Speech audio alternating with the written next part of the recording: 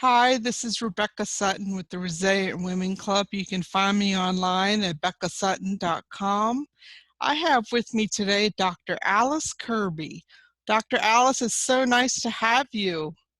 Thank you. It's wonderful to be here. And I love your background setup. You can just point to your name and everything. That's very cool. It looks very professional. Oh, thank you. I got the idea from somebody I interviewed not too long ago. She had it on hers, and I said, "What's that? What's the dimensions?" I asked a video expert. I said, "What are the dimensions of that background?" And so then I went into Canva and I made it. I love it. I might pick your brain on that Yeah, actually. yeah, definitely. No problem. I think it's helpful for people to be able to see something and then be able to still listen, A you hundred know, percent. you know, um, because sometimes, we visually remember things easier than auditory. It just depends on the person. But Definitely. tell me Yeah. a little bit about yourself. Sure. And so I'm a doctor of physical therapy. I'm a health consultant and a somatic experiencing practitioner in training. And I'm also a sober woman. And so kind of, I think because your show's about resilience. And so I've had a couple periods in my life. And is it okay to talk about this now? Hmm. Hmm. Like, okay, where Perfect. I didn't know if there's another question that would be more specific, but I've had a few times in my life where I've really sort of been up against the wall or really needed to gather that extra gumption to move forward. And when I was 30, I decided to go back to school. And prior to that, I was a massage therapist. I had a small practice, but I really wanted to be a doctor. I had this really strong sense of like, I want to expand my scope of practice. I want to go back to school. And so I didn't have any college at that point. I had dropped out of college when I was 18, many, many years ago. So I'm this 30-year-old woman, and it's like, okay, well, where do I start? So, I started at the beginning. I went to my local community college and I asked them, what do I need to do? I took placement tests. I had this little algebra book that I got that was like how to learn algebra in 20 minutes Oh, a day. no. I know it was a great book though. So I always Oh, talk good. about it. So for Okay. anyone who wants to do this or go back to school, like, and if math is a scary thing for you or algebra, this book is great. Great.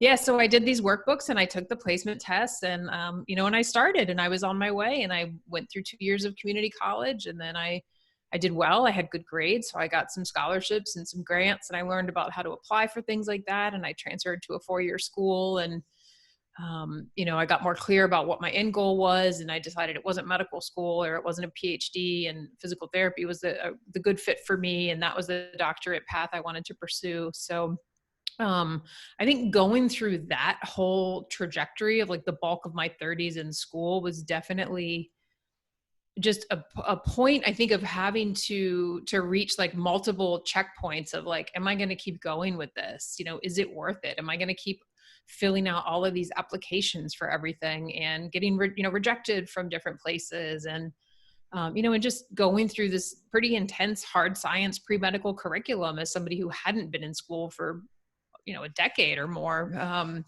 But it was like, you just keep going and keep moving forward. So that's a big part of my story I like to talk about, because I think sometimes there can be this mindset of like, well, it's too late for me, or I'm too old to start something new, or I Mhm. wish I'd done that, but like now I can't. And I like to share that part of my story because like you absolutely can, if it's, do your research and look into the career that you're interested in. Is it viable? Can you actually make money with it? Do that kind of stuff too. But if that's part of your concern, then just start at the beginning.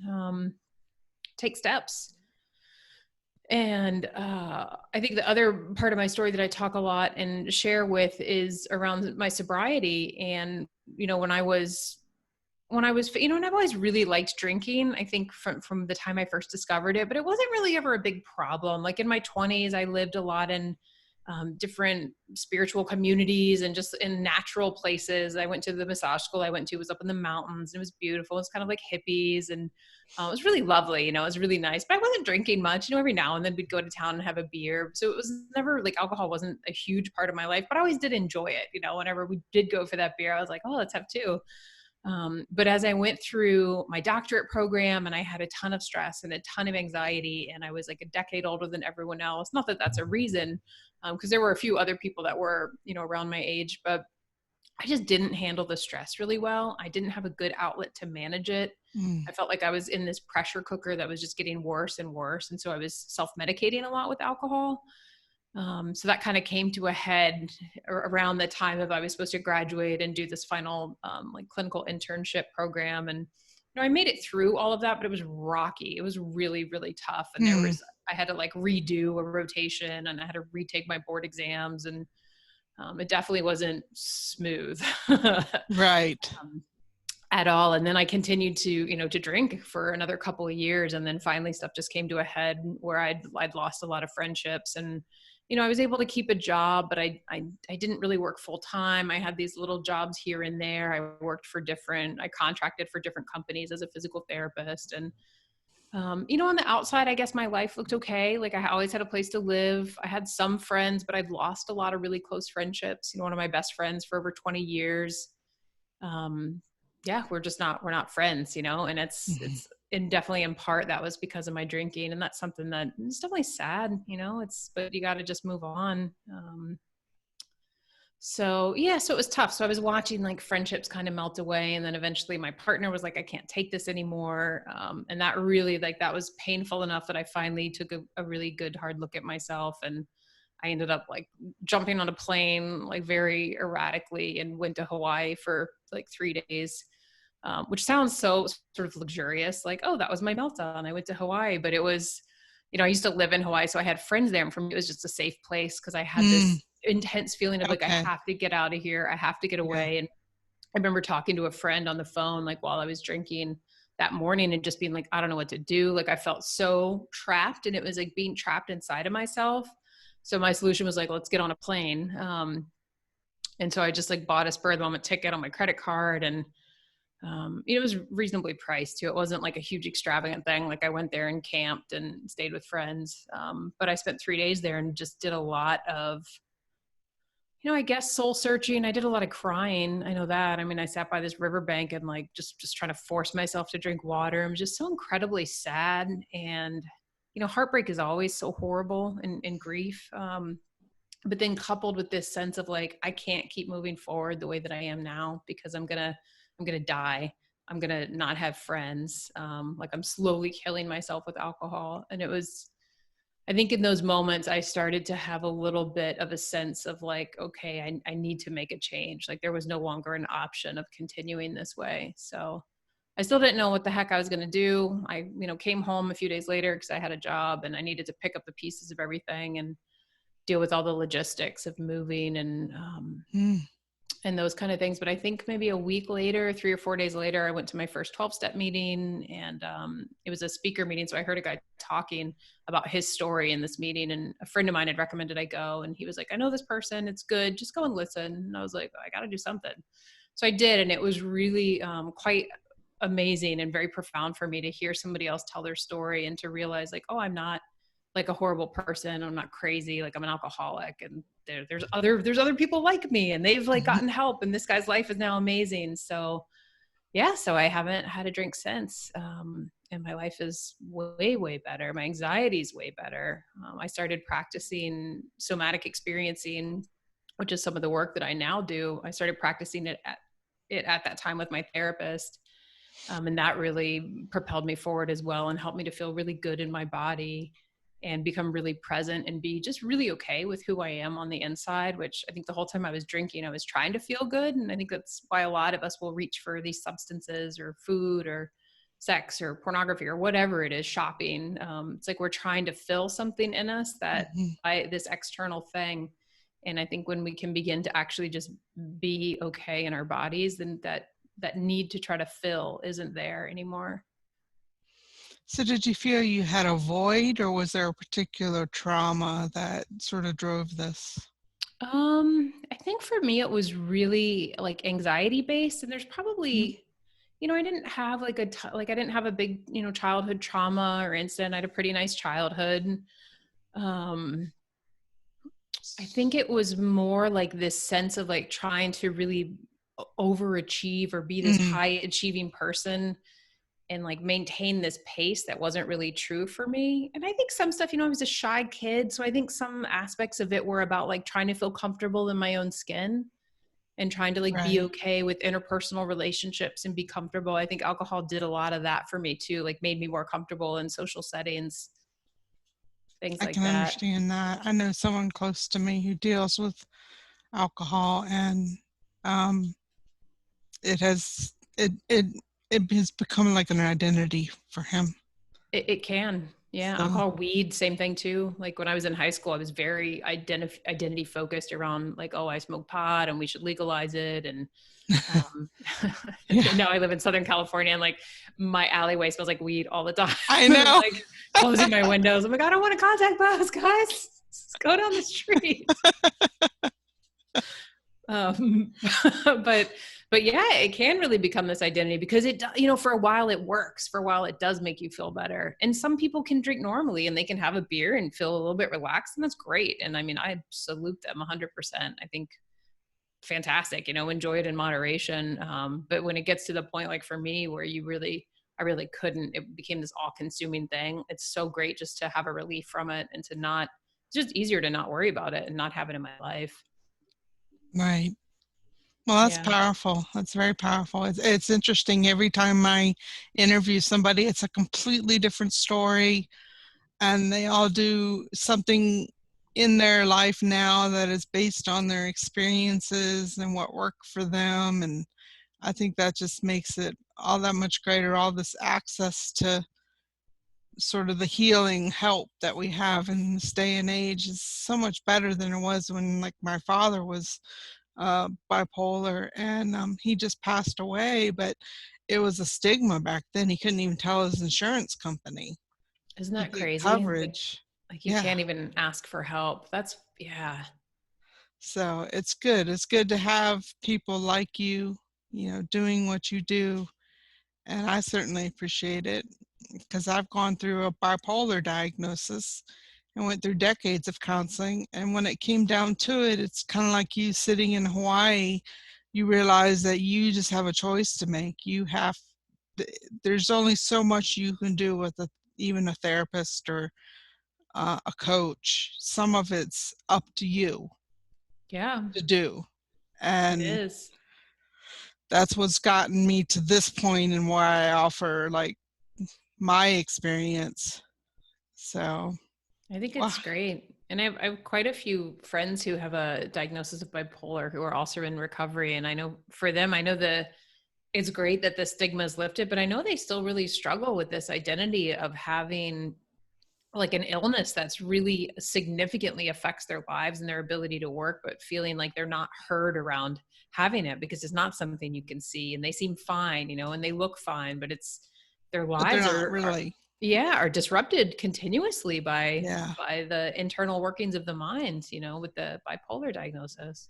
Well, that's my target audience is really mostly bipolar, but also borderline personality and multiple personality because I've dealt in the realms of all three.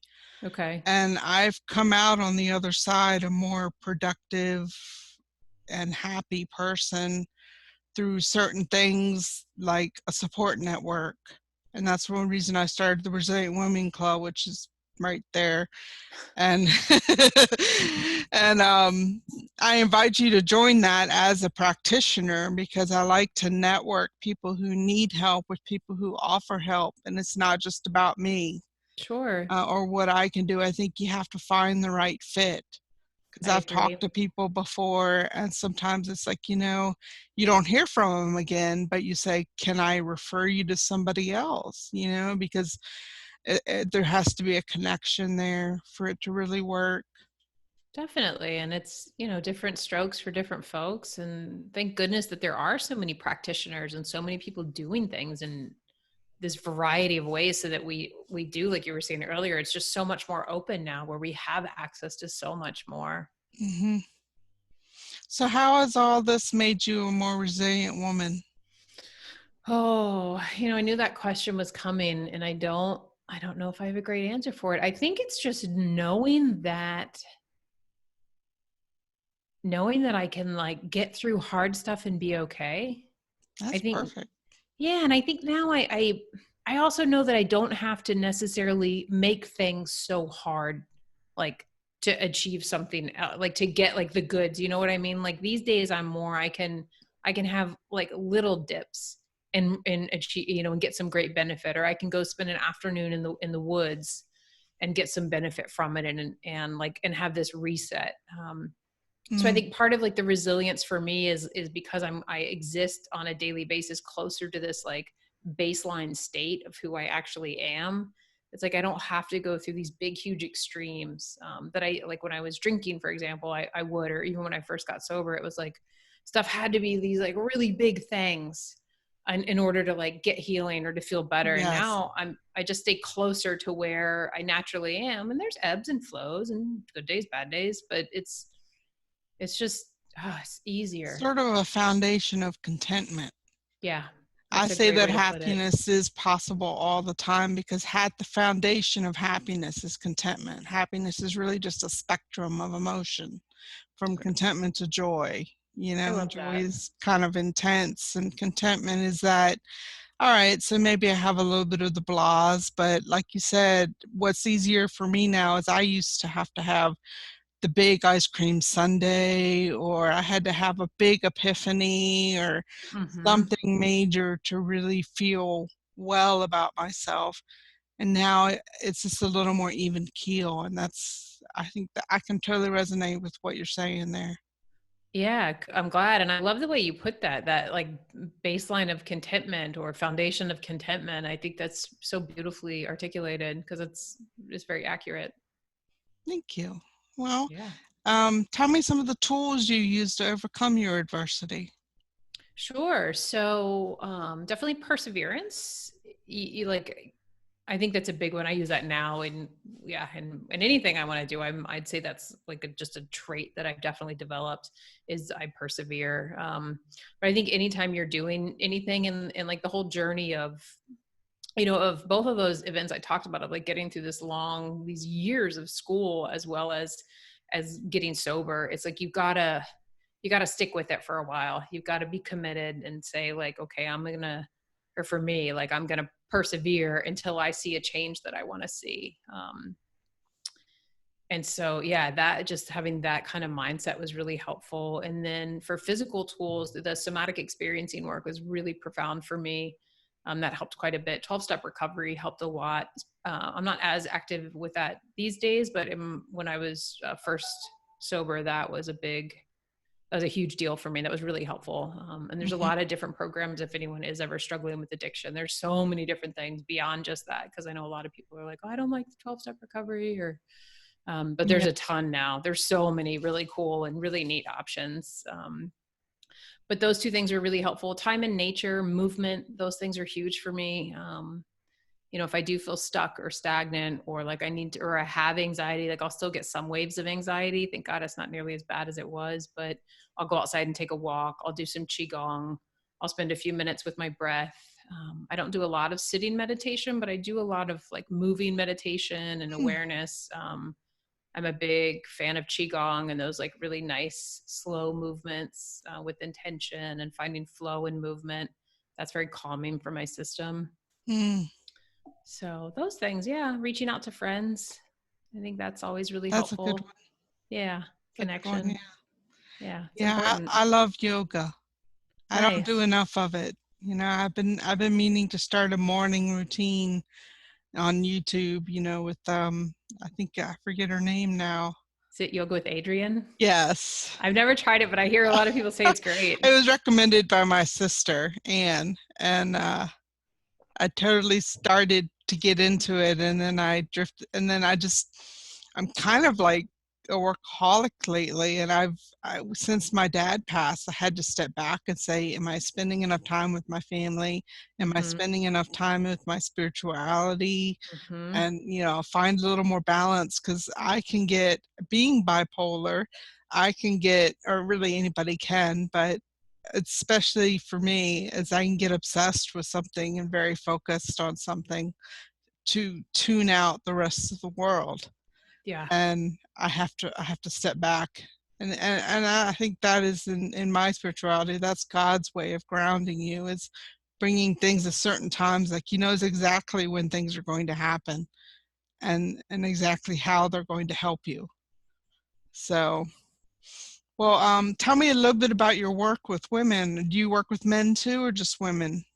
Primarily women. Every now and then I'll have I'm running a free mini course right now, and I do have a couple guys in that program. So, but I focus on women, and I work with women in sobriety quite a bit. And so I use a lot of somatic experiencing tools.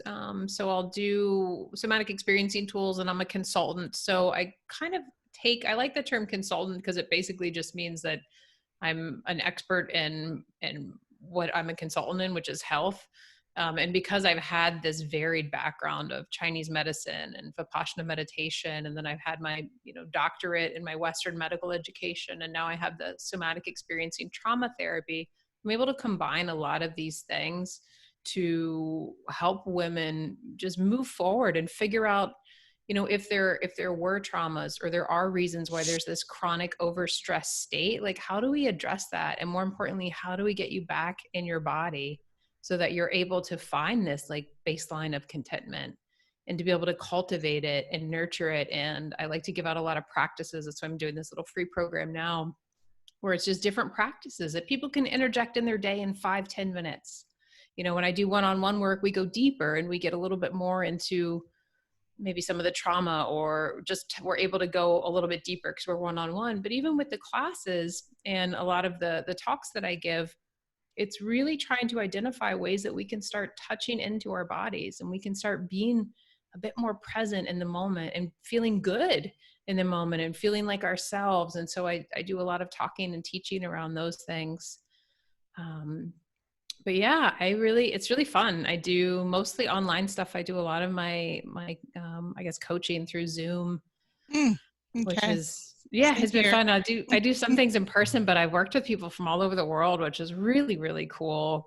And then you get into these different like cultural components and societal components, and it's really neat. It's neat to see people get better. I mean, that's the thing. It's like after, I have people now that are like, oh, you really changed my life. And I'm able to, I've never felt this good in my body. I had a 55-year-old woman tell me that. She's a nurse. And she's like, I've never felt okay with myself like this before until I did this work with you. I was like, wow, that's like a huge compliment. Thank you.